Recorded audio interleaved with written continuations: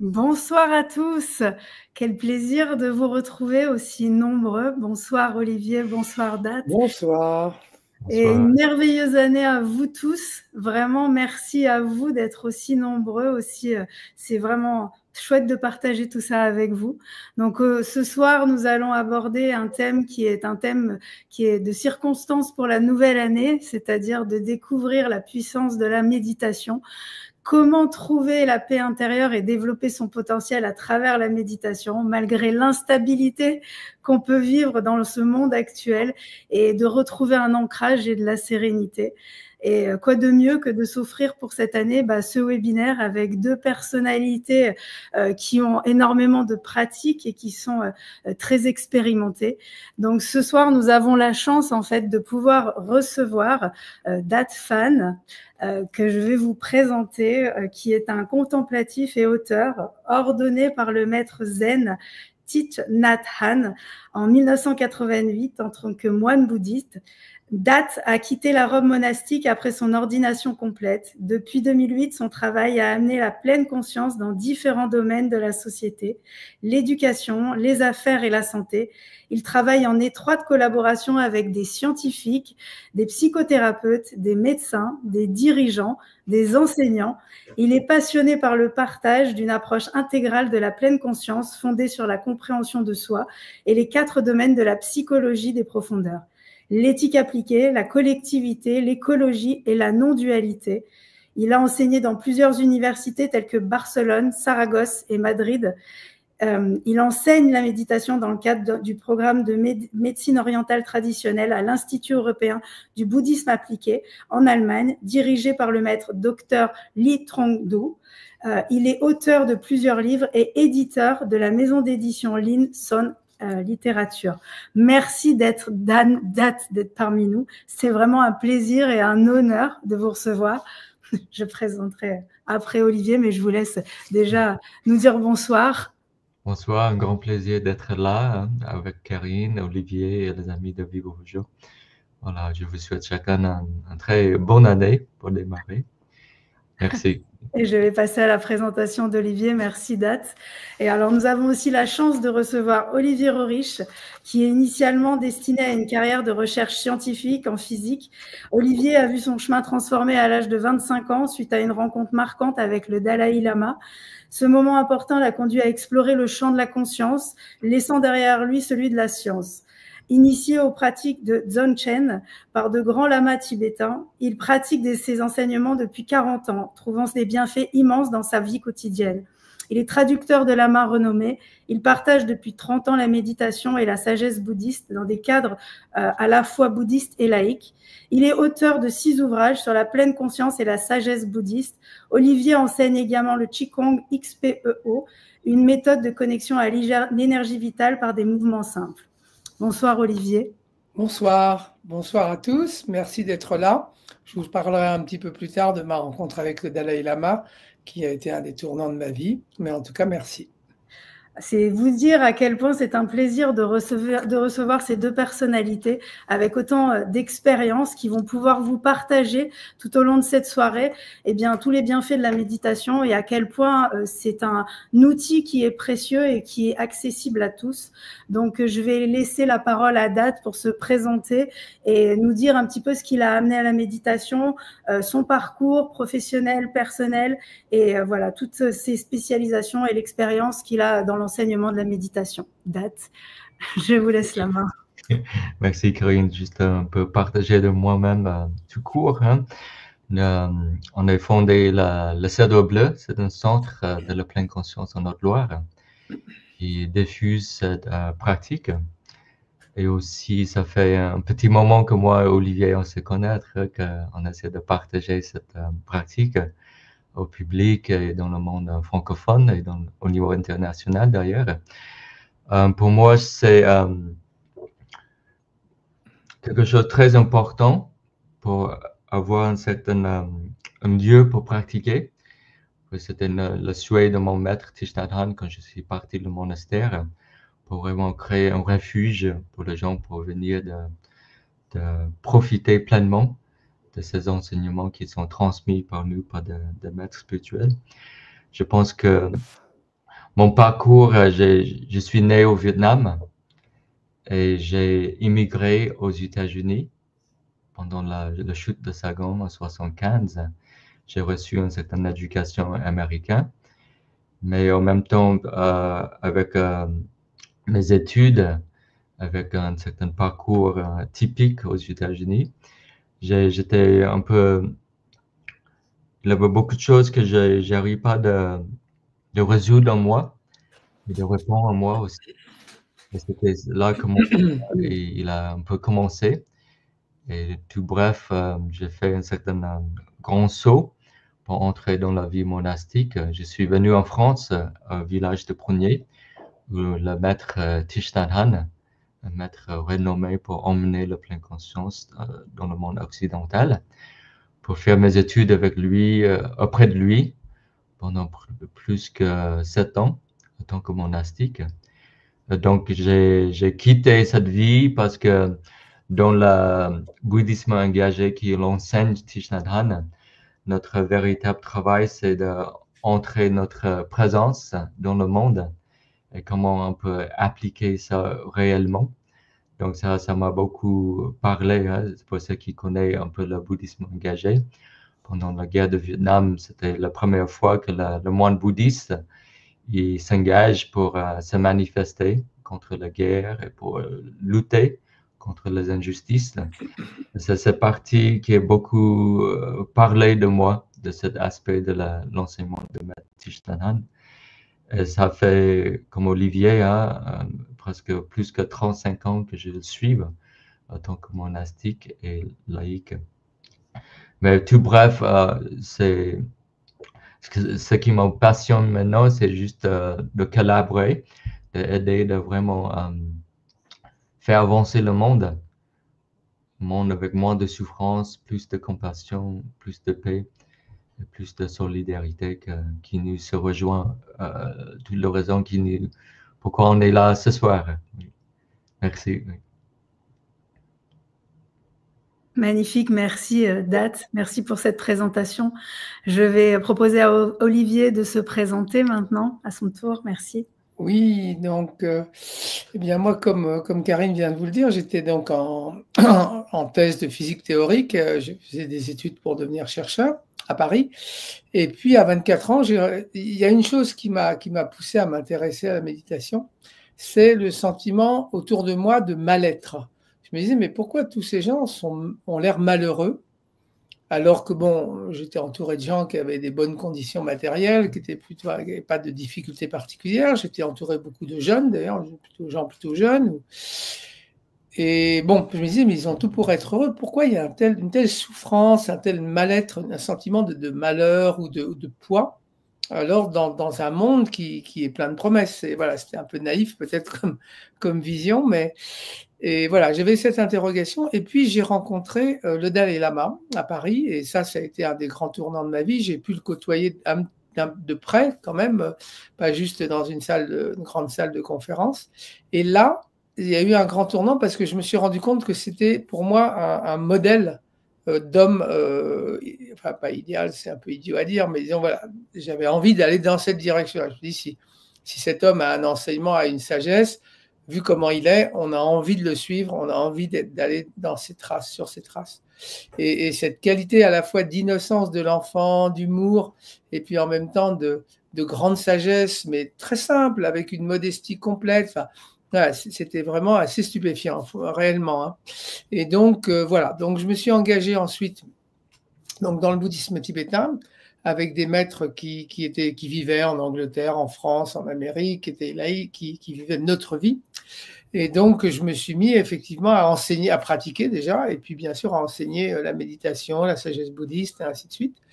Et puis, petit à petit, année après année, j'ai vraiment découvert, on va en parler un peu plus tard, mais j'ai vraiment découvert les incroyables bienfaits de cette méditation dans la vie quotidienne, hein, concrète, de professionnelle, familiale, etc., à condition qu'elle soit pratiquée régulièrement et sur la durée, ce qui a été mon cas, et ce qui m'a donné envie de le partager. Et donc, je me suis mis à l'enseigner, et j'enseigne en particulier dans le monde de l'entreprise, pour des chefs d'entreprise, des managers, etc. La pleine conscience au cœur de l'activité. Et puis, plus généralement, pour le grand public. Et moi, ce qui me passionne vraiment, hein, c'est la pertinence de ces pratiques de méditation au cœur de l'activité, voilà, au cœur de la vie moderne. C'est pas du tout une idée d'aller dans un monastère ou encore moins dans un ermitage himalayen. C'est vraiment voilà, d'intégrer, d'être au cœur, quoi, d'être au cœur, de pas du tout être reclus, mais d'être au cœur de la vie. Et voilà, donc c'est ça que je voulais simplement que je vais avoir l'occasion de partager avec vous. Magnifique, merci, merci Olivier. Et je crois que c'est un peu justement tout ce dont on va parler aujourd'hui, c'est comment s'adapter en fait à la société, comment pouvoir vivre et faire face en fait au stress, aux émotions, à tout ce qu'on peut traverser dans nos vies. Et en fait, la méditation, c'est vraiment un outil. Et nous, je pense qu'on a à cœur ce soir de partager tout ça.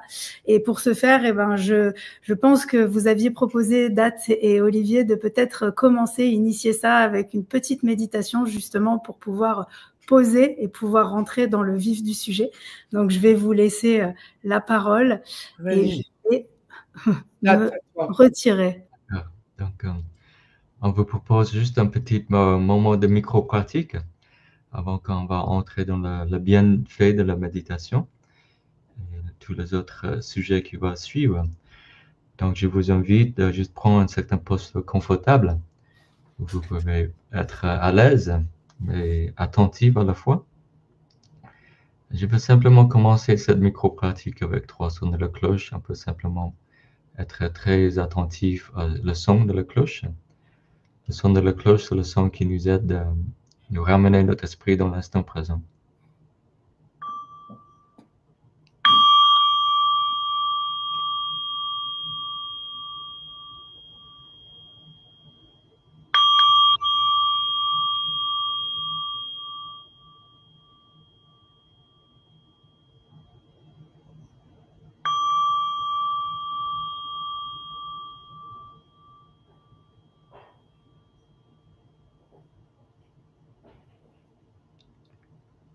Je peux prendre ce premier instant de prendre conscience de ce qui m'entoure, le son, le visuel, la sensation.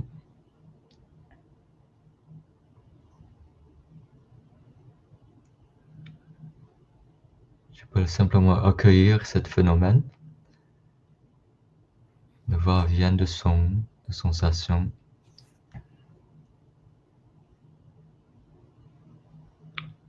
Je peux aussi prendre conscience de l'espace.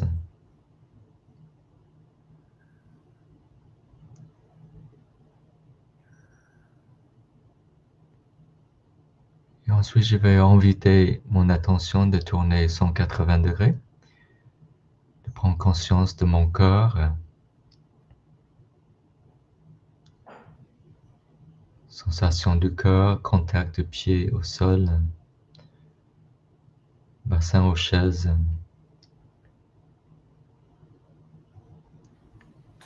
Et je peux adoucir mes épaules, mon visage.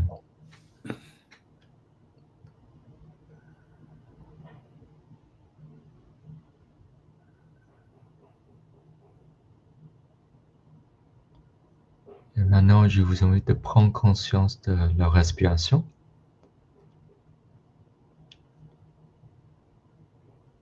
Si ça vous aide, vous pouvez prendre quelques inspires longs et profonds, quelques expires longs et profonds.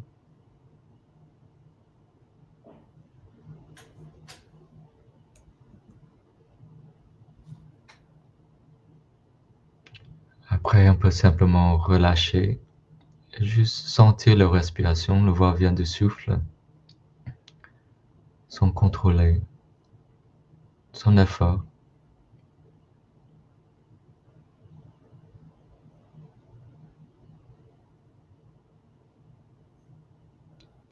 J'inspire conscient de mon inspiration. J'expire conscient que j'expire.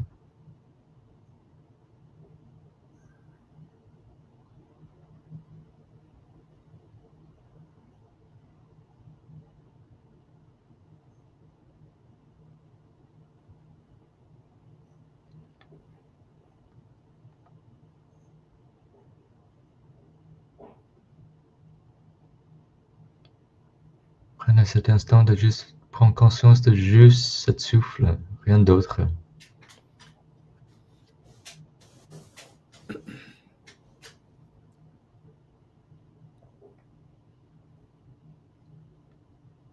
Et la dernière phase, je vous invite à prendre conscience. J'inspire conscience de tout mon corps.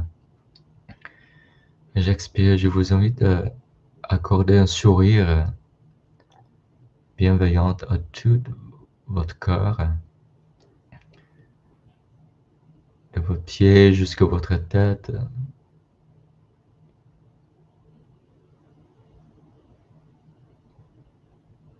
Et on va sortir de cette micro-pratique avec un autre son de la cloche.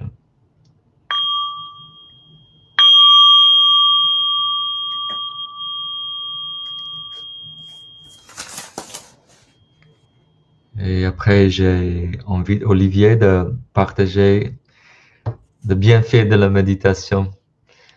Si Oui. il veut démarrer. Oui. Oui, le bienfait de la méditation. Je vais me baser sur mon expérience personnelle. Hein. C'est vraiment tout ce que je vais vous dire, c'est des choses que j'ai expérimentées personnellement. Et je m'émerveille à chaque fois de ces bienfaits. Le premier bienfait, je pense tout simple, c'est de pouvoir trouver un refuge de paix dans l'ici et maintenant, à tout moment. Quelle que soit la situation, qu'on soit fatigué, qu'on ait un problème à résoudre, qu'on soit dans n'importe quelle situation du monde relative, hein, eh bien, on peut tout simplement, quelques minutes, revenir ici, revenir maintenant, et par une pratique toute simple, s'apercevoir que l'esprit peut retrouver sa sérénité, sa paix.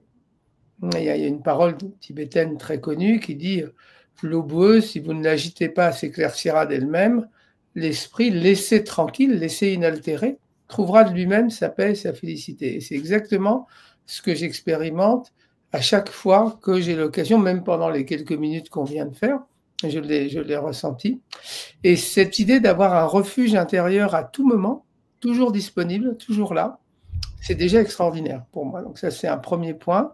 Un deuxième bienfait, moi, que la méditation m'a beaucoup apporté, c'est au niveau de la santé. Au niveau de la santé, le fait, parce que aussi bien j'ai toujours senti des effets nocifs d'un stress chronique, et inversement, je sens à chaque fois que je médite une onde, on pourrait dire presque une onde bienfaisante, une onde de santé ou de vitalité, ou je sais pas, de bonheur, on pourrait dire presque physique, hein, qui monte, et je sens que c'est profondément guérissant. C'est vraiment quelque chose qui protège, qui guérit. Je le sens physiquement. C'est maintenant prouvé par les neurosciences et par la médecine, mais bon, j'ai pas besoin de ça pour m'en apercevoir. Donc ça, c'est une chose. Et puis peut-être alors comment traverser les émotions. J'ai eu dans ma vie des émotions fortes, enfin, comme tout le monde. J'ai traversé une séparation très difficile il y a 5 ans, 5-6 ans. Et pour moi, la méditation a agi exactement comme une bouée dans l'océan. Vous avez de la tempête et vous êtes là, vous nagez dans la tempête et on vous donne une bouée. Et donc la bouée, bon, ça ne vous empêche pas de prendre des vagues quelquefois, mais la bouée vous remonte toujours à la surface. Et vraiment, pour moi, la méditation régulière, c'était la bouée qui me remontait sans cesse à la surface, même si par moments, la vie était difficile, si je traversais des émotions ou des difficultés. Donc vous voyez, ça c'est encore un bienfait. Hein. Et puis, je dirais que, je ne vais pas trop en dire parce que c'est beaucoup, mais il y avait un lama qui disait toujours, la méditation, ça permet d'accomplir plus en travaillant moins. Et j'avais trouvé cette phrase extraordinaire quand j'avais entendu. Je m'étais dit, on va voir si c'est vrai. Et c'est vrai qu'année après année, je me suis aperçu que la pleine conscience permettait une sorte d'aise, de flexibilité, de facilité, on pourrait dire, hein, qui faisait qu'aussi bien dans les relations humaines que même dans des tâches d'activité, hein, dans des choses à faire, etc., eh bien, il y avait comme une justesse, une sorte d'accomplissement qui se faisait plus spontanément. C'est pas dire qu'il ne faut pas travailler et qu'il n'y a rien à faire, mais voilà, une sorte d'aisance et de chemin ouvert, même dans des situations difficiles. Et ça, j'ai trouvé que c'était presque magique, en fait, à ce stade-là. Hein, donc, c'est magnifique. Et puis, pour conclure, ma mère est décédée il y a exactement 1 an maintenant. Et ces 3 derniers mois de vie ont été vraiment la fin de vie. Là, c'était clair qu'elle était en fin de vie. Et c'est une expérience extrêmement intense pour moi, absolument magnifique, mais pas facile non plus. Sur le moment, je ne m'en suis pas aperçu, mais après, mes amis m'ont dit, mais si tu as vraiment vécu cette pratique, cet accompagnement avec cette intensité et cette profondeur, eh bien, c'est parce que tu avais la stabilité méditative. C'est eux qui s'en sont aperçus, c'est pas moi. Parce que moi, ça me paraissait naturel. Et là, je me suis dit, oui, effectivement, là, toutes ces années, ces 40 années de pratique, quelque part, quand vraiment des situations très, très intenses, quoi, cruciales de la vie arrivent, eh bien, elle est là. Elle est là et elle donne de l'amour, elle donne de la stabilité, elle donne de la paix, elle donne de la confiance, même dans les moments très difficiles. Donc, vous voyez que c'est beaucoup de bienfaits, peut-être en quelques minutes. Oui, merci Olivier. Je pense que je vais complémenter parce que Olivier, il vient de parler vraiment de son expérience et je pense qu'il n'y a rien de meilleur que l'expérience, même si on sait que les études peuvent valider ça.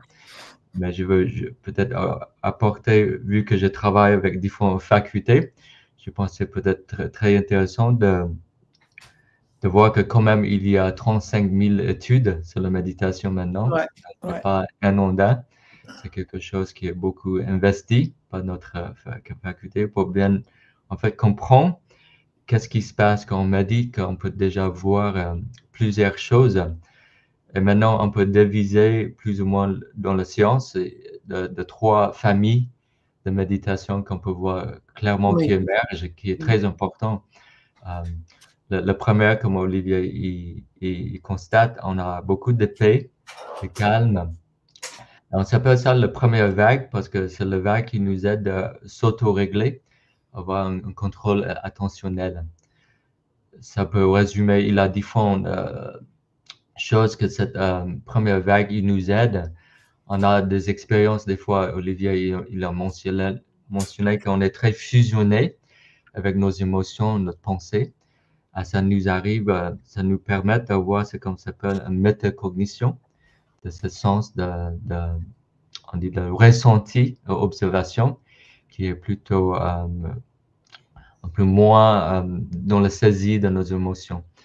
Dans les études, on peut voir très clairement ce phénomène qui se passe quand on s'entraîne dans cette première famille de méditation. Le deuxième, il commence d'émerger.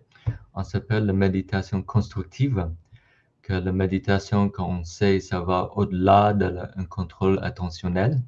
Mais il a des compétences, on essaie de cultiver comme la joie, la compassion, l'amour, la bienveillance, la valeur, l'éthique. Donc tout ça, on commence à développer parce qu'on dit c'est très dur de cultiver cet aspect si notre esprit n'est pas encore calme et présent. Quand on veut sculpter des argiles, hein, c'est très dur de sculpter une argile très sec. Donc le soleil, on dit de la pleine conscience, notre attention, notre conscience, ça nous aide à travailler cet aspect.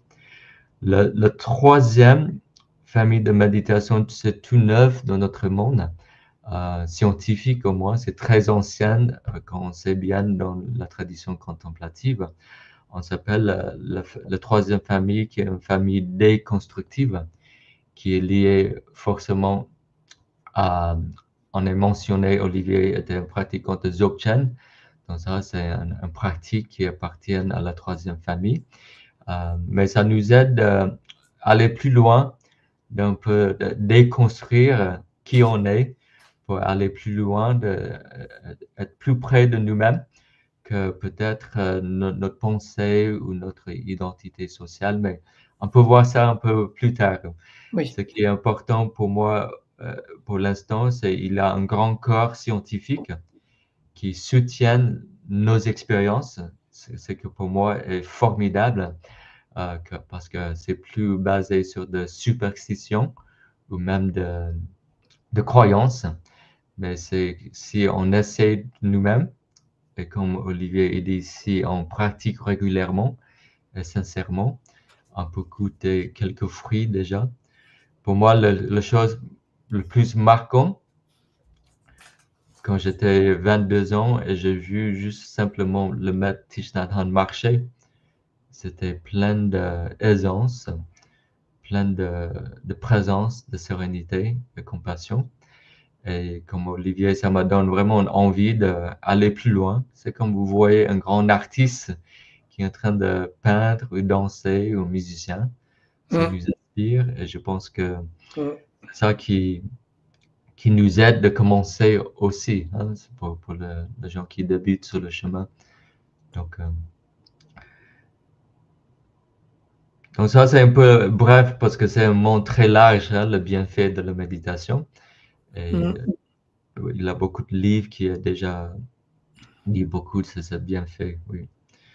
Mais ce qui peut être intéressant d'explorer, et tu sais bien, Olivier, il a guidé la retraite et moi aussi, on a des expériences de rencontrer les gens sur le chemin. Mais une question qui était vraiment invoquée d'explorer, c'est pourquoi que les gens n'y parviennent pas. Dans ton expérience, Olivier, pourquoi les gens s'arrêtent? Alors, pourquoi les gens n'y parviennent pas? Oui. C'est-à-dire, il y a un très beau livre qui s'appelle Après l'extase, la lessive. C'est un titre un petit peu provocant, mais qui est très, très amusant. C'est-à-dire que je pense que quand on découvre la méditation, si on est bien guidé, eh bien, on risque d'avoir une sorte d'expérience pendant les premières semaines d'ouverture, de changement de vie. On sent tout de suite beaucoup de bienfaits, bien authentiques d'ailleurs, et c'est formidable. Mais ce qui se passe, c'est qu'ensuite, les habitudes mentales, les schémas mentaux très ancrés sont très forts en fait. Et même si momentanément, il y a comme voilà, le rideau s'écarte, hein, et pour faire place à une clarté nouvelle, eh bien très vite, souvent, au hasard des circonstances et des situations, les habitudes reviennent. Et à ce moment-là, on a besoin d'une sorte de continuité, on a besoin d'une constance, hein, d'une constance sur le très long terme. Et ça, c'est quelque chose qui, comme la société moderne est extrêmement accaparante, elle a vraiment un pouvoir d'accaparement terrible, eh bien, finalement, on a du mal à le maintenir si on n'en fait pas un objectif privilégié. C'est pour ça que Date et moi, on vous a déjà parlé des bienfaits de la méditation, parce que si vraiment on réalise à quel point la méditation peut être merveilleuse, à la fois pour nous, mais aussi pour l'entourage et même pour l'action, en fait, hein, donc pas seulement pour notre sérénité, mais pour l'action, eh bien, on va trouver peut-être la constance et la motivation pour en faire une pratique durable. Mais en même temps, un autre point, c'est le guidance. En anglais, on dit guidance, le fait d'être guidé. Hein, parce que, si vous voulez, ce qui se passe, c'est qu'il y a plein de pièges en méditation, plein de mauvaises conceptions, plein d'idées qu'on peut se faire de la méditation qui n'en sont pas. Et c'est exactement comme si vous partiez en haute montagne. Bon, bah, c'est un peu risqué d'y aller sans aucun guide et sans expérience. Donc, c'est vrai qu'être guidé, moi, ça m'a été très précieux d'être guidé par des maîtres et des instructeurs expérimentés, parce que, voilà, pas à pas, on avance tranquillement et on grandit, en fait, insensiblement, un peu comme un arbre qui grandit dans la forêt. Vous voyez, insensiblement, on gagne en force, en stabilité, et on évite le découragement, on évite les pièges, et quelque part, on fait en sorte, si vous voulez, que la méditation soit une alliée de notre vie quotidienne, plutôt qu'un poids supplémentaire ou que quelque chose qui est de l'ordre du devoir.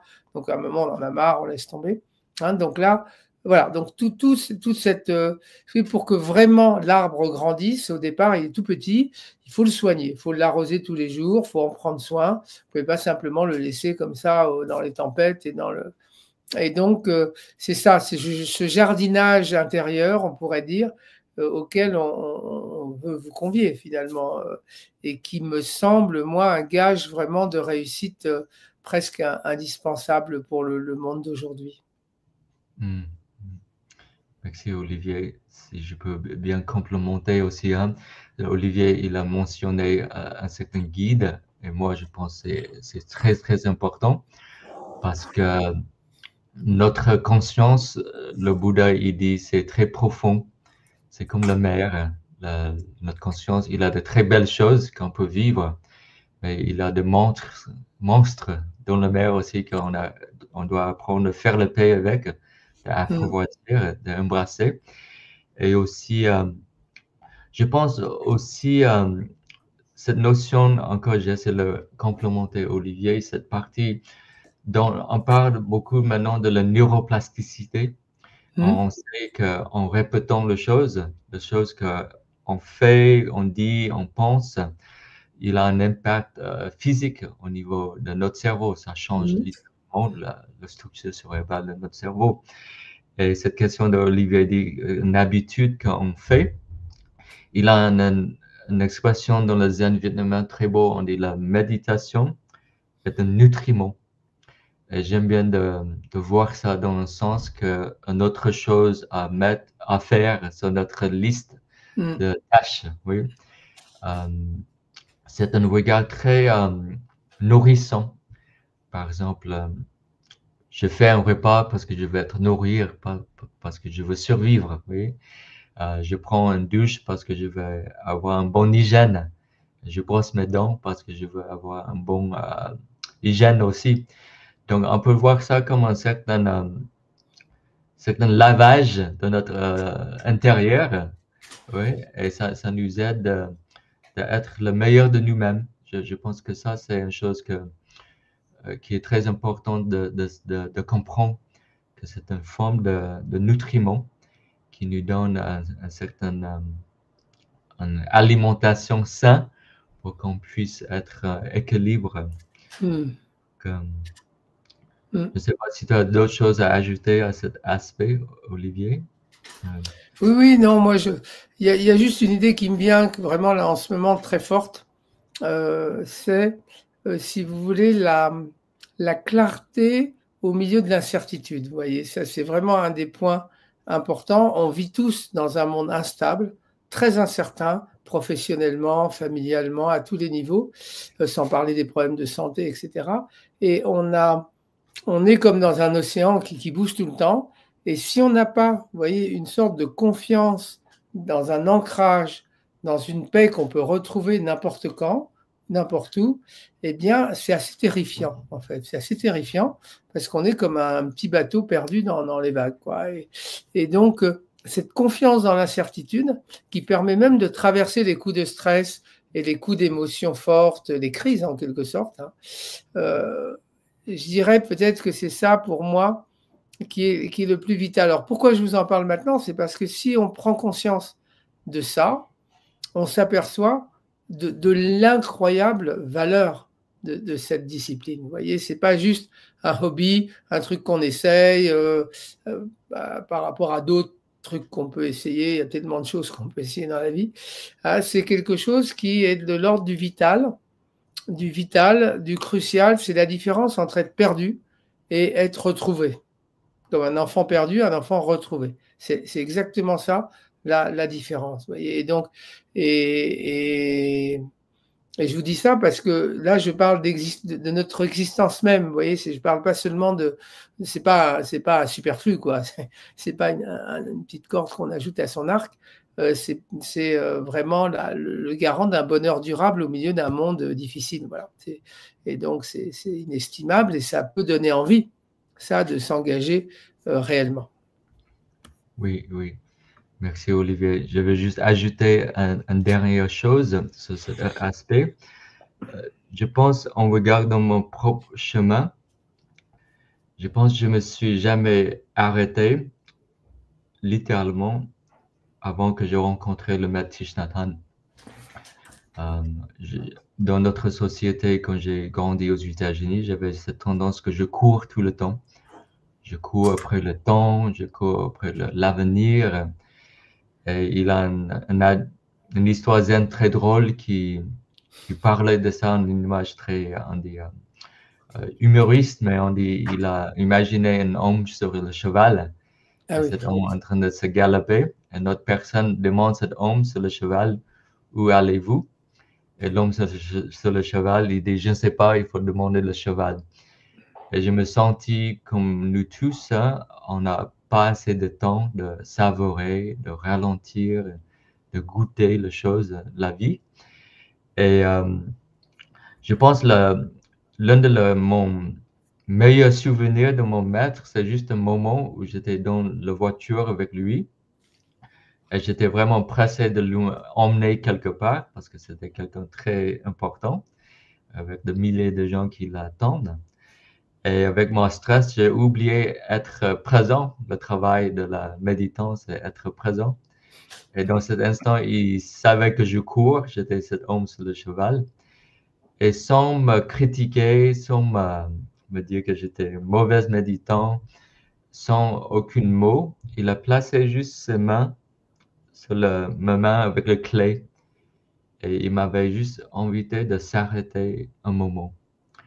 Et bon, cet instant-là, dans le zen, on dit c'est un moment de satori parce que tout est en suspens. Et j'avais l'impression que j'ai pu réécouter le oiseau qui chante, l'air frais qui entre dans la fenêtre de la voiture. Je me rappelle même de ses yeux, de la façon dont il m'a regardé.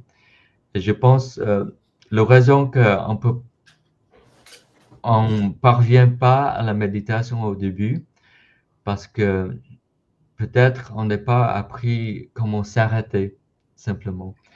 Parce que l'instant présent, c'est plein de merveilles. L'instant présent, c'est plein de beauté, de simplicité. Et c'est ça qu'on veut retourner. C'est comme on veut de moins en moins aller dans le passé. Qui veut aller dans le passé? Le passé, c'est enterré. Le passé est mort. Qui veut aller dans l'avenir? L'avenir, c'est abstrait. Ça va jamais arriver. Donc, je pense que cette notion de vraiment goûter l'instant présent, ça nous aide de plus en plus de voir plus. Hein? Et je pense que c'est vraiment ça une certaine porte, on dit dans le zen, une porte entrée. Oui.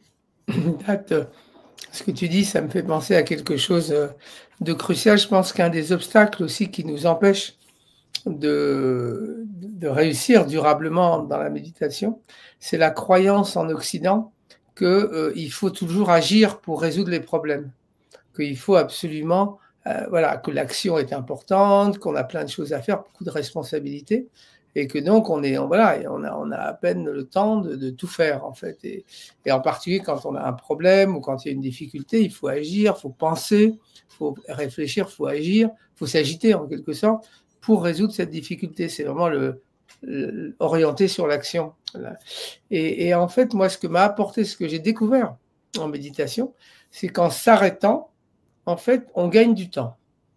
Et ça, je pense que pour un occidental, c'est super important. Parce que, par exemple, Date, quand il raconte son histoire, il était pressé d'arriver à la conférence. Donc il était dans l'agitation parce qu'il était dans l'action. Voyez. Et alors qu'en réalité, en s'arrêtant quelques secondes, en s'arrêtant quelques minutes, on acquiert non seulement une plus grande paix, mais surtout une beaucoup plus grande clarté qui permet d'être juste dans l'action et de gagner un temps fou. Moi, je sais que mes 20 minutes de pratique le matin m'ont toujours fait gagner énormément plus que 20 minutes dans la journée. Hein, parce que j'avais, après cette méditation matinale, une sorte de justesse et de clarté qui me permettait d'être beaucoup plus pertinent. Voilà. Et d'être moins dans les émotions, dans la fatigue, dans l'agitation inutile et dans des mauvaises décisions aussi. Et donc, la méditation, c'est bon pour l'action. C'est pas juste bon pour la sérénité, c'est bon pour l'efficacité. Et c'est d'ailleurs pour ça, je le vois à chaque fois que j'interviens chez les dirigeants d'entreprise, c'est ça qui les intéresse en fait. Et voilà. Et c'est bon pour l'efficacité, pour l'utilité, pour l'engagement dans la société, quel que soit notre type d'engagement. Donc ça, je pense que c'est pour un occidental, c'est vraiment crucial. S'arrêter, c'est gagner du temps. Voilà, c'est ma maxime. Et je dois me la répéter de temps en temps parce qu'on l'oublie, évidemment, au moment où on est confronté à une difficulté. Souvent, on revient à l'habitude invétérée de s'agiter, quoi. Et voilà, s'arrêter. Et là, on retrouve une paix et une clarté qui nous permet d'être beaucoup plus juste. Voilà. Donc, magnifique. Magnifique, mais merci, quel échange, quel partage de comprendre qu'en fait on a le potentiel d'avoir des clés pour pouvoir vivre et pouvoir se retrouver un espace de sérénité et de quiétude à l'intérieur de soi. Et que c'est pas toujours évident parce qu'effectivement on traverse au départ avec un certain inconfort puisqu'on s'habitue à cet inconfort. Ouais. Ça devient une habitude en fait, l'inconfort dans le quotidien. Et de revenir à un espace de paix, c'est tellement quelque chose qui est inhabituel qu'au final on n'en arrive même plus, je crois, à l'apprécier. Et c'est à ce moment-là qu'il faut passer peut-être dans la régularité, apprendre en fait à apprécier ce moment-là et se dire que c'est en fait l'état initial dont on devrait avoir constamment. Et finalement on n'est plus habitué à ça. Et franchement, merci de nous partager tout ça parce qu'on se rend compte que c'est primordial et important d'être dans la régularité pour commencer, pour s'initier, d'être accompagné aussi certainement par des personnes comme vous. Et déjà, c'est une chance de vous avoir ce soir. J'ai vraiment apprécié ce moment de quiétude au tout début dans la méditation. C'était merveilleux de partager ça avec vous. Quel moment de calme et de sérénité. Et je crois aussi que la méditation, elle permet aussi de traverser les épreuves, les souffrances, qu'on puisse dire. Mais je crois qu'aussi, c'est non pas de les traverser pour s'isoler, mais plus pour en apprendre, savoir apprendre en fait de tout ça. Et je crois que c'est les fondements du bouddhisme, hein, il me semble. Je vais vous laisser en parler parce que je pense que vous êtes plus à même d'en parler. Tu veux dire un mot, Dat? Oui, un peu. Est-ce que ça te dit de parler maintenant le comment? Quelles sont des pratiques on va proposer? Non, mais je crois que là, la question, c'était plutôt déjà de parler comment ça on peut transformer des épreuves de la vie. Comment les épreuves de la vie pouvaient être par la méditation, disons, on peut non seulement les traverser, mais elles deviennent une source d'évolution, de transmutation, d'enfermement. Hein, c'est bien ça, Karine? Oui, c'est ça. C'est de se dire que l'idée, c'est pas de s'éloigner de la souffrance, c'est d'essayer de la comprendre par la méditation et de savoir pourquoi ce chemin est là. Et c'était toute l'essence, je crois, du bouddhisme qui, en fait, nous permet d'évoluer et de comprendre pourquoi on vit ces étapes-là. Et la méditation est un tremplin, enfin, une aide pour pouvoir comprendre tout ça. Oui, on a une partie fondamentale en nous, on s'appelle l'ignorance. Et dans cette ignorance, on cherche toujours le plaisir, on évite la souffrance. Tous les êtres, des insectes, des animaux, des êtres humains, on va toujours vers un certain plaisir. Et je pense qu'il y a une image dans le zen, on parle de le lotus. On dit sans un lotus, il a besoin de bout pour pousser. Un lotus ne peut pas pousser sur de marbre, de diamant. Et cette bout, il représente notre souffrance, notre mal-être, notre stress, notre anxiété. Et je pense que la puissance de la méditation enseignée par le Bouddha, la méditation de pleine conscience, ça nous apprend d'abord reconnaître qu'il est là. Beaucoup des êtres en souffrent, mais on n'est pas trop conscient. Notre société, il souffre beaucoup de la maladie à notre époque. Différentes formes de maladies cardiaques, haute tension artérielle. Et la première chose, ça m'apprend personnellement, c'est pas une théorie, mais d'écouter mon cœur. J'aimerais apprendre à être en amitié avec mon cœur. Parce que c'est pas évident, je vous dis, parce qu'on a beaucoup de gens qui méditent, mais ils savent pas comment être aimé le cœur. Prends soin du cœur, comme leur meilleur ami. Et c'est ça que pour moi, la première porte, il faut entrer, il faut réapproprier, c'est ce sens de soin vis-à-vis nous-mêmes. Parce qu'on a dans notre société, au moins dans la société américaine, cette notion que je ne suis pas assez bon. Je cherche à être parfait. Mais la perfection, il n'existe pas. C'est un idéal, ce n'est pas la réalité. Et la deuxième chose, on est dans cette boue, comment il pousse, en fait, c'est avec la compassion. On dit même le chemin, notre chemin, il commence avec la compassion. Et au milieu, il a la compassion, et à la fin, il a la grande compassion. Et on essaie de cultiver cette forme de compassion. Qu'est-ce que c'est la compassion? C'est la capacité d'être conscient de la souffrance, le mal-être, mais de le prendre soin. Le Bouddha, il donne une image très claire de quelqu'un qui est touché par une flèche. Oui, si vous êtes frappé par une flèche, c'est déjà la souffrance. Mais il dit, imaginez maintenant si cette personne, il a une deuxième flèche, une troisième flèche qui frappe la même zone. Il dit, à votre avis, est-ce que ça va être plus douloureux ou moins douloureux? Et ce disciple, il dit, bien sûr, s'il y a 10 flèches dans le même point, c'est 10 fois plus douloureux. Et il dit, en fait, en réalité, c'est ce que nous, on inflige sur nous-mêmes. Ça veut dire qu'on a des souffrances psychologiques aussi. Que des fois, nous, on ajoute à notre souffrance. Et souvent, on parle beaucoup de ce phénomène de comment rester sur la première flèche. On dit la douleur est universelle, la souffrance est facultative. Et avec toute la pratique sur la cultivation de la compassion, l'amour bienveillant, l'équanimité, la joie, je pense adoucit un peu notre souffrance. Et ça, quand même, ça donne une certaine tendresse à notre souffrance aussi. Et pour moi, ça, c'est un peu l'une des clés pour traverser. Par exemple, un bon pratiquant, le plus la souffrance, le meilleur. Donc, on est en plein dedans si vous êtes un bon pratiquant. Mais on sait que le monde va mal aussi. Et on sait qu'il y a des gens qui n'ont pas cette compétence du tout. Je pense que la plupart de nous, on n'a pas cette compétence.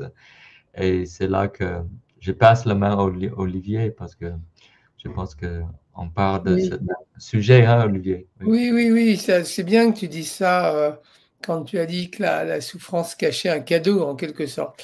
Ça, c'est vraiment enfin pour moi, c'était un des côtés les plus prometteurs de la sagesse bouddhiste, c'est de dire que la souffrance n'est pas une malédiction, mais en fait que les difficultés peuvent être un vecteur de transformation et d'évolution.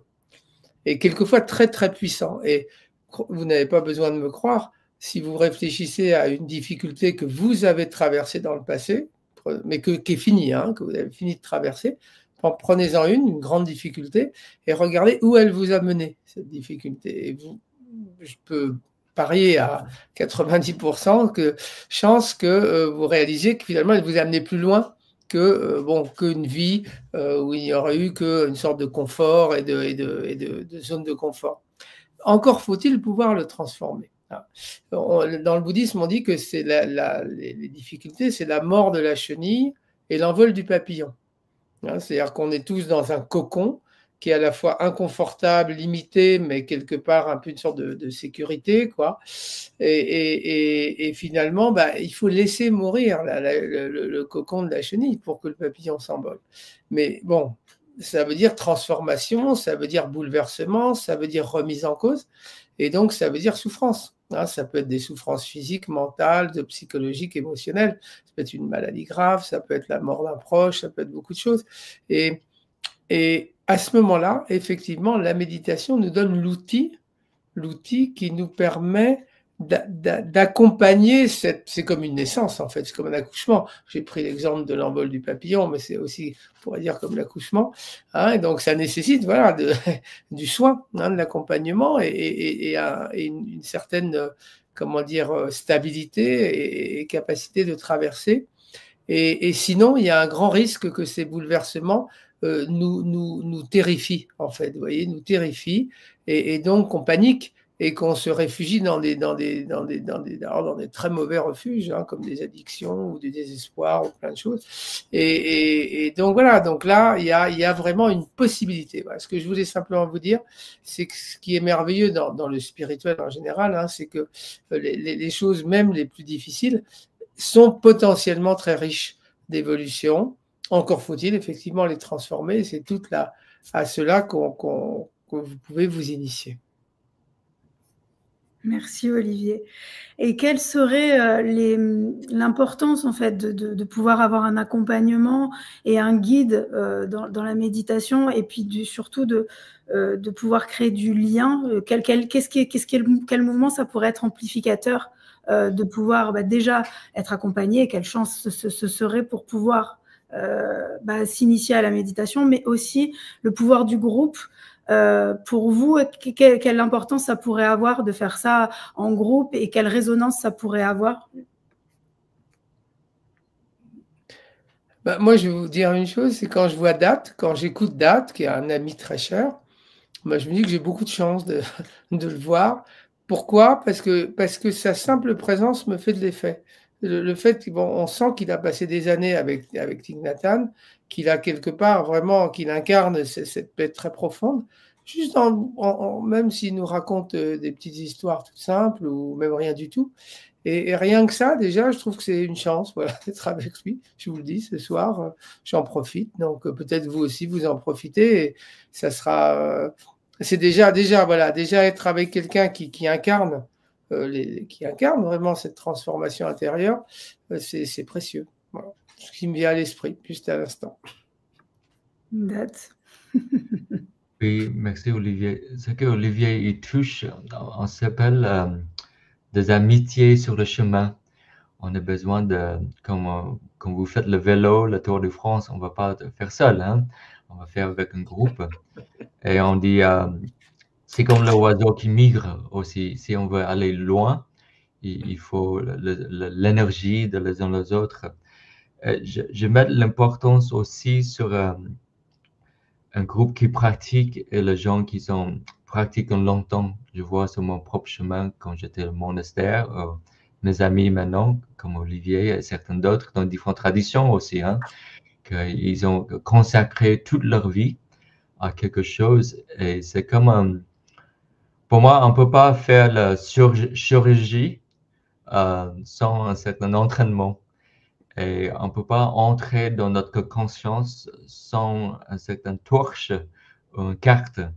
C'est un peu aventurier, c'est un peu naïf, peut-être aussi, mais souvent c'est mieux quand on est accompagné. Et aussi, j'entends un jour, quand j'étais aux États-Unis, on aime bien la cuisine française là-bas. Mais on ne sait pas qu'est-ce que c'est le vin au Texas. Le vin au Texas, ça n'existe pas. Donc, quelqu'un a dit, si je veux apprendre comment cultiver le vin, est-ce que je peux apprendre au Texas? Et il avait cette Français qui était présent et dit, en fait, si vous voulez apprendre le vin, le culture de vin, il faut aller en France. Et je pense dans quelques soirs, sur la méditation aussi. Je suis en train de lire le livre d'Alexandre David Neal, la première femme exploratrice, très inspirant. Hein? Mais j'ai un grand respect pour elle, hein, parce qu'elle a vraiment vécu les choses. Ce n'était pas par le livre, ce n'était pas quelque chose d'intellectuel, mais elle a mis sa patte dans le bout pour aller chercher de la grande sagesse.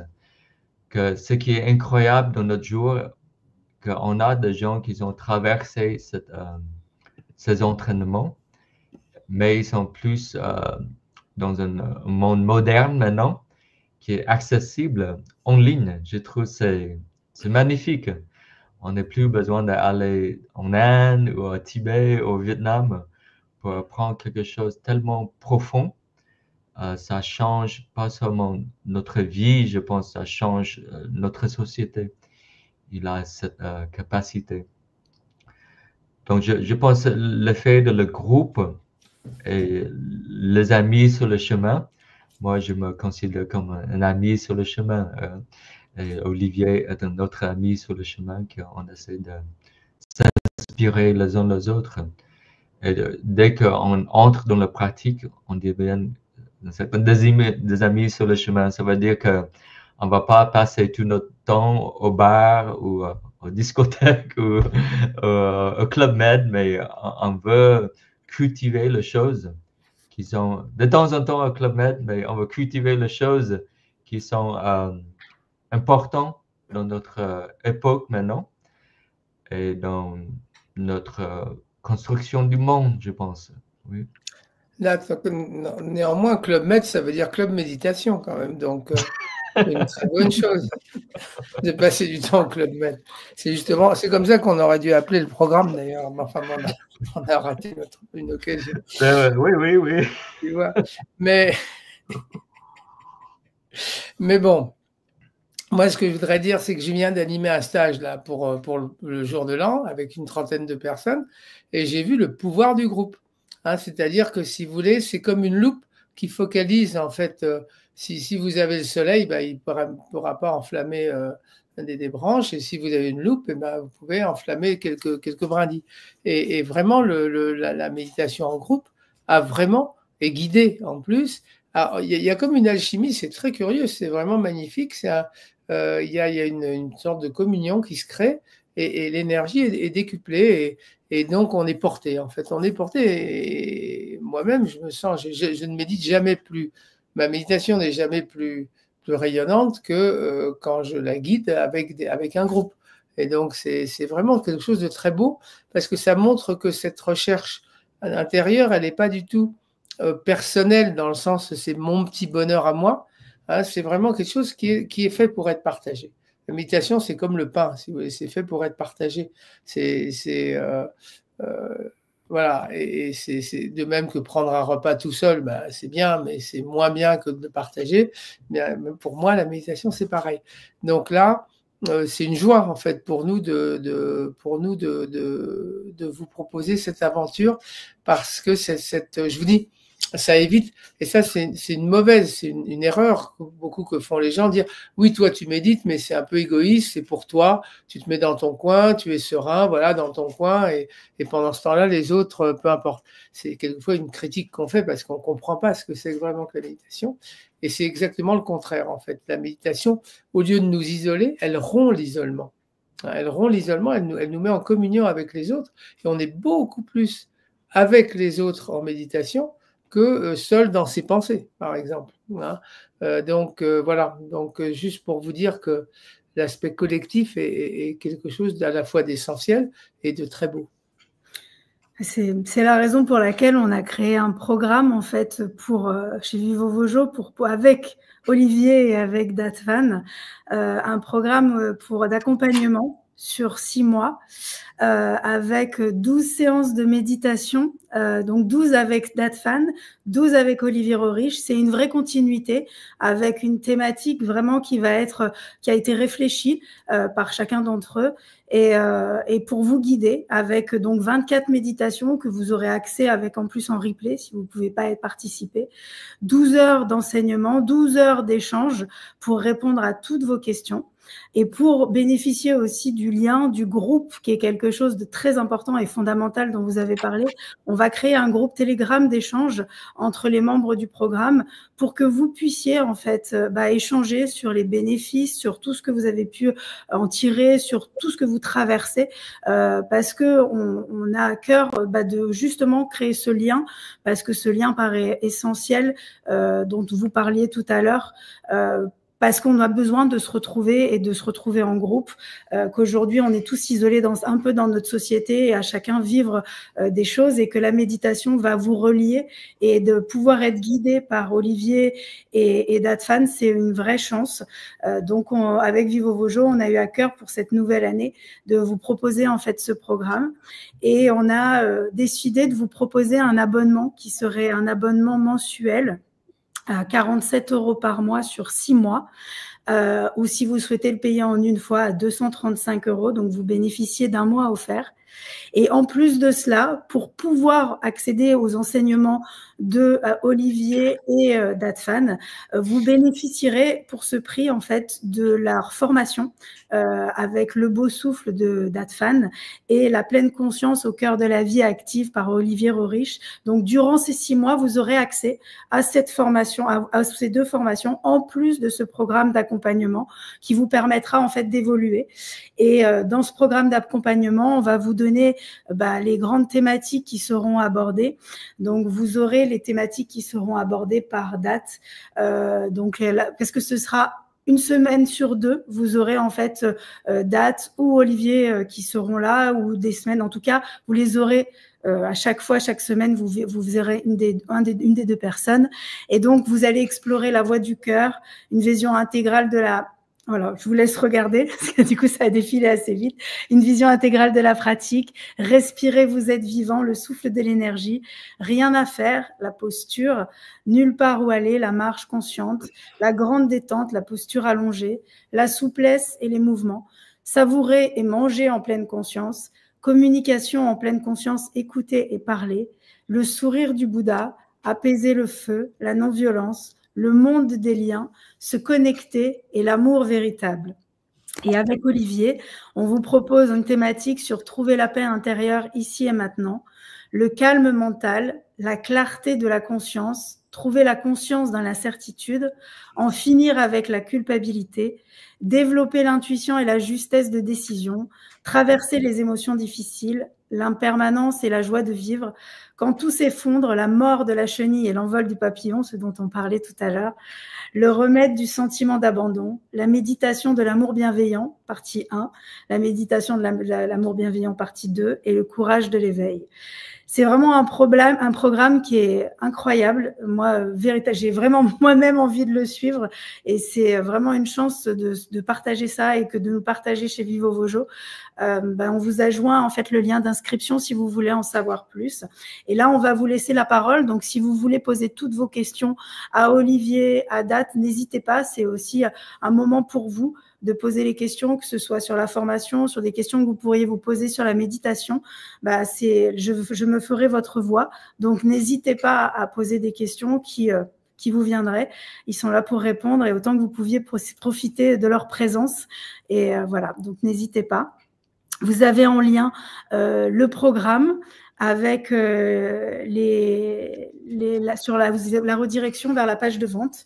Et voilà, donc en tout cas, on va attendre que quelques questions arrivent, mais on a vraiment une chance incroyable. Je le redis parce que c'est tellement difficile de pouvoir s'initier à la méditation, et en même temps, c'est tellement un bienfait, tellement... incroyable de pouvoir s'apporter ça. C'est un cadeau que l'on se fait à soi, mais qu'on fait aussi aux autres, parce que notre attitude change vis-à-vis du monde autour de nous. Et donc, je ne saurais que trop dire que c'est essentiel même de méditer chaque jour. Si vous voulez partager des choses, encore Olivier et Date, le temps que certaines personnes nous posent les questions, n'hésitez pas. Ah, j'ai une question. Je prends. Je vous l'envoie. Allez, c'est Françoise qui dit: quel est le jour de la méditation si impossible d'être présent? Y a-t-il un replay le lendemain? Alors, les jours de méditation ont été indiqués il y a des dates. Vous pourrez les retrouver donc sur le lien de la page de vente. Peut-être Angelo, peux-tu me remettre les liens, s'il te plaît, sur le... Hop, qu'on revoit, que vous puissiez revoir les dates. Voilà. Vous avez le 3 février, le 10 février, le 24 février, le 10 mars, 24 mars, 7 avril, 21 avril, 5 mai, 10 mai. Voilà, vous pourrez retrouver toutes les dates sur la page de vente si vous regardez le lien d'inscription. Attends, juste une question, c'est qu'en fait, c'est tous les lundis. Tous les lundis. Là, ce que tu es en train de dire, c'est les moments où Date va apparaître. Ouais, après, il y aura donc Olivier. Oui, tous les lundis. Il y aura tous les lundis. Tous les lundis, tout à fait. Merci beaucoup. Alors, apparemment, Angelo, le lien ne fonctionne pas. Est-ce que tu peux remettre le lien? Non, c'est parce qu'il est coupé en deux qu'il ne fonctionne pas. D'accord. J'ai essayé, moi. Il faut le mettre en une seule fois. Il faut arriver pour répondre à la question, c'est tout le lundi. Il faut juste Et aussi, il a le replay aussi.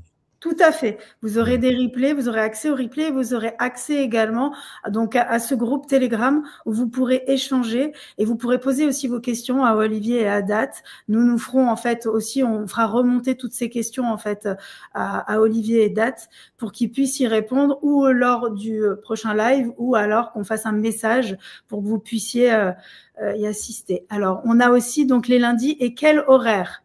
Donc, vous aviez prévu l'horaire, c'était 20h30, c'est ça, hein, Olivier? 20h30 à 20h, je crois qu'on avait dit 20h à 21h30, mais ça peut être 20h30 aussi. De toute façon, on vous donnera toutes les indications dans le groupe Telegram. Ça dure 1h30. Hein. Tout à fait.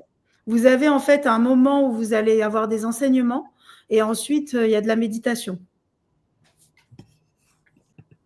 Donc ensuite, donc les lundis, quels horaires, voilà. Donc pour le moment, est-ce que le lien fonctionne?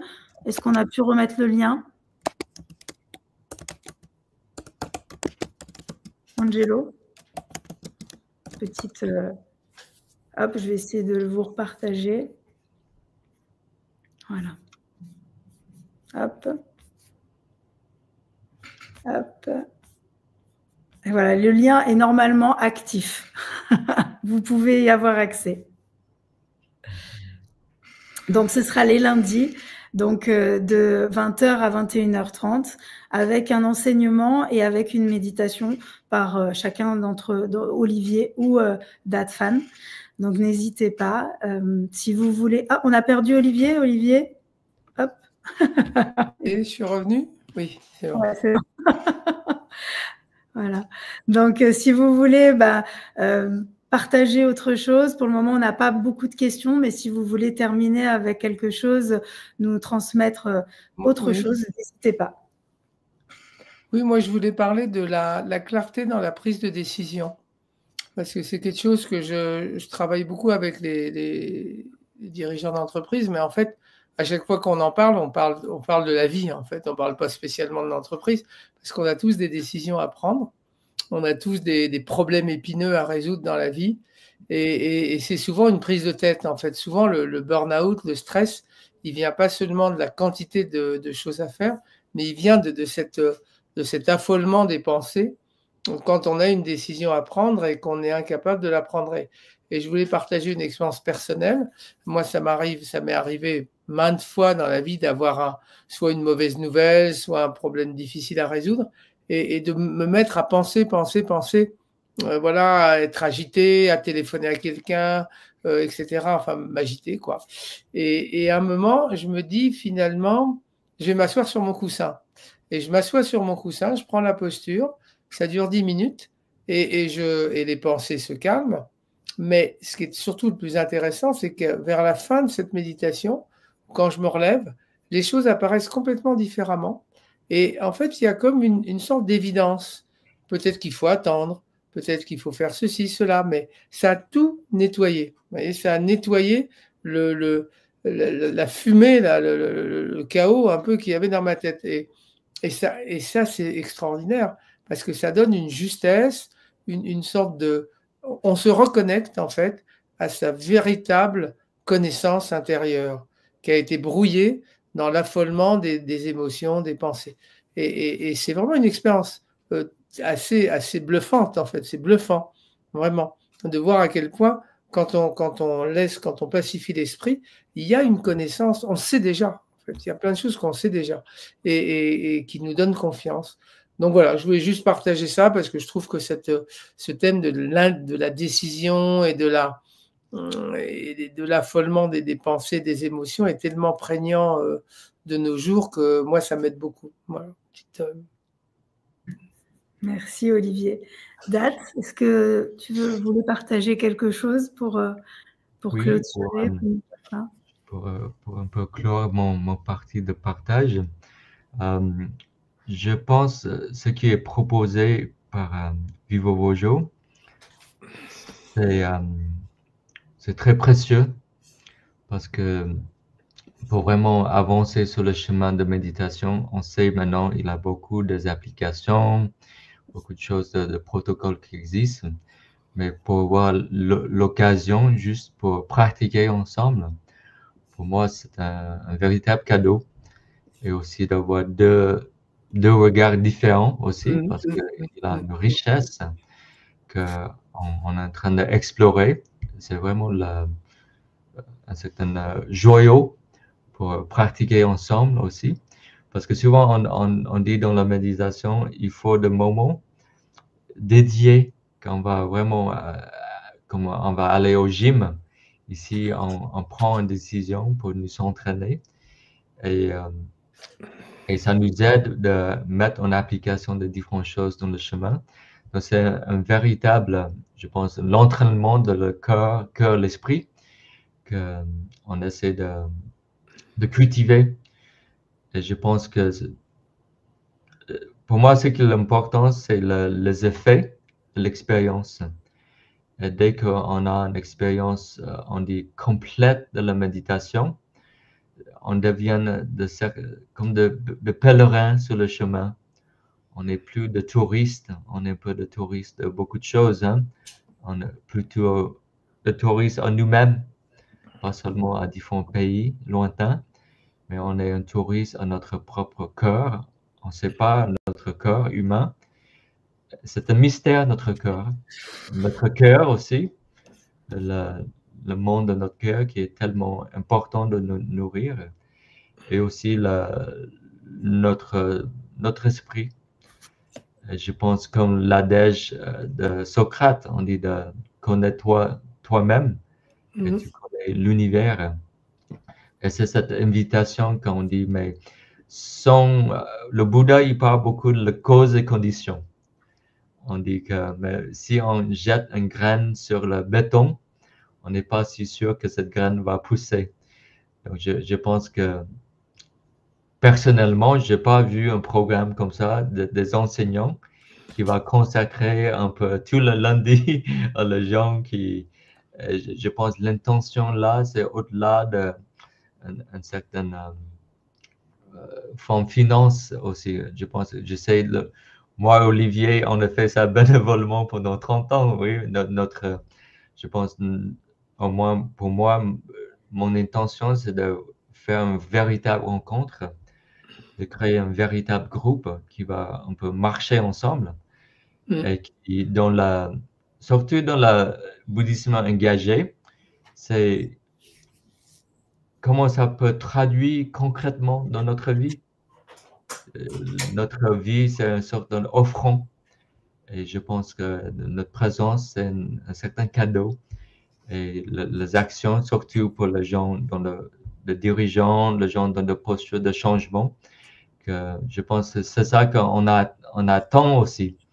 Pour moi, la méditation, c'est pas seulement un développement personnel, mais si ça ne nous amène pas à la chose concrète qu'on voit autour de nous, je pense que ça n'a pas abouti à ses potentiels. Ça veut dire le grain, il reste un peu sur le béton, si vous voulez. Je pense, malheureusement, c'est ça qu'est-ce qui se passe dans la méditation actuellement. On ne peut pas avoir ce plein potentiel si on n'a pas une vision. Et je pense que quand je vois le thème de cette formation, je dis, moi, je veux participer. Je veux être participant parce que c'est...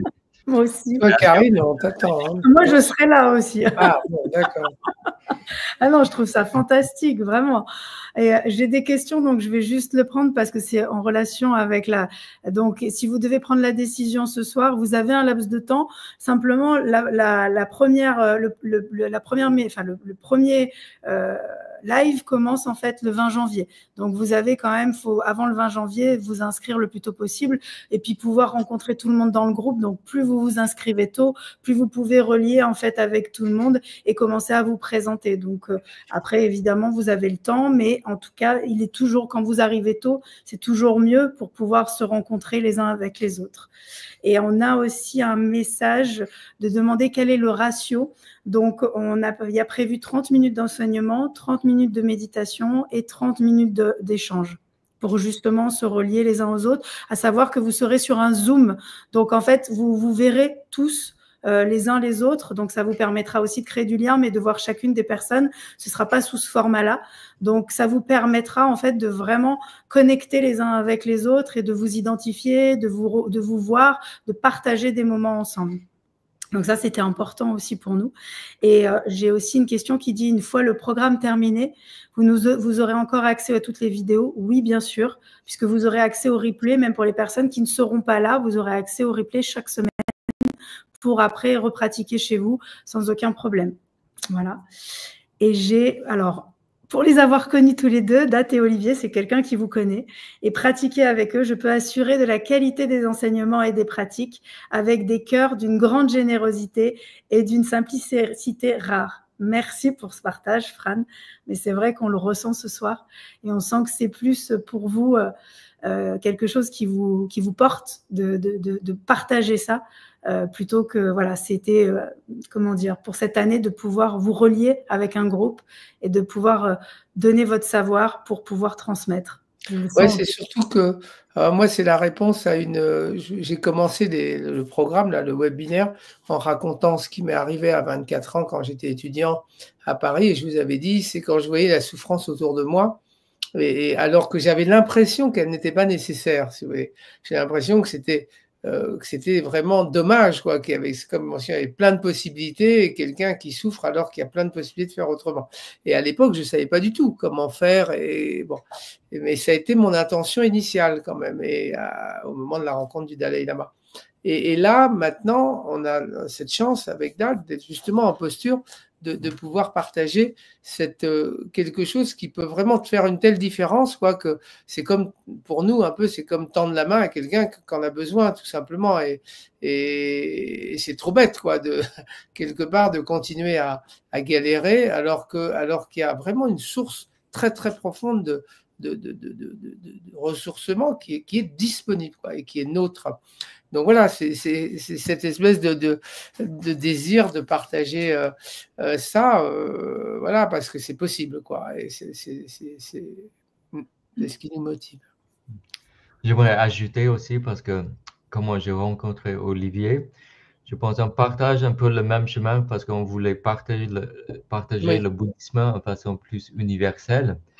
Et moi, je me souviens quand j'ai quitté ma robe monastique, j'avais rien, pas de l'argent, rien dans ma poche.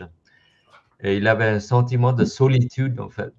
Mais après 15 ans, quand j'ai rencontré Olivier, quand je suis parti au monastère, je trouve que je trouve de véritables amis sur le chemin. Et je pense que la beauté de la pratique, ça crée cette vertu d'amitié où en fait les choses se créent elles-mêmes. C'est tellement intelligence quand on est en lien du cœur, un lien de conscience. C'est comme par exemple dans le zen, on s'appelle ça le non-faire. C'est comme le fleur, il pousse toute seule. On n'a pas besoin de faire grand-chose.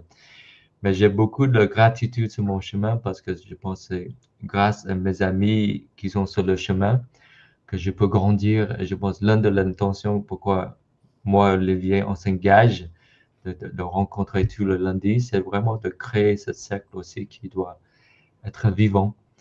Parce que je peux imaginer maintenant, il y a des gens qui sont vraiment seuls. Hein? On est dans notre pièce, derrière un ordinateur, des fois derrière des intelligences artificielles, des programmes les gens ne sont pas vivants. Et à quel point on a besoin de le vivant aussi.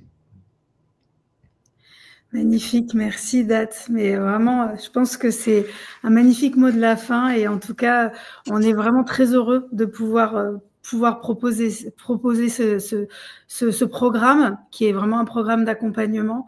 Et je voulais vraiment vous remercier à tous les deux de votre générosité, de votre gentillesse, de votre quiétude et votre sérénité qui nous a beaucoup apporté ce soir et de votre transmission. Merci à vous et à très vite. On se retrouve pour les Zooms. Moi, je serai là, évidemment. Ouais. Tellement envie de partager avec vous. Donc, si vous voulez un dernier mot de la fin, je vous laisse et après, on clôturera ce webinaire. Non, mais moi, je vous dis simplement à très bientôt avec une grande joie.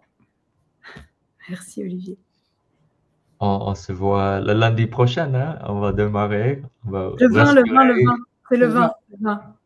Ah, dans 2 semaines, oui. Ouais.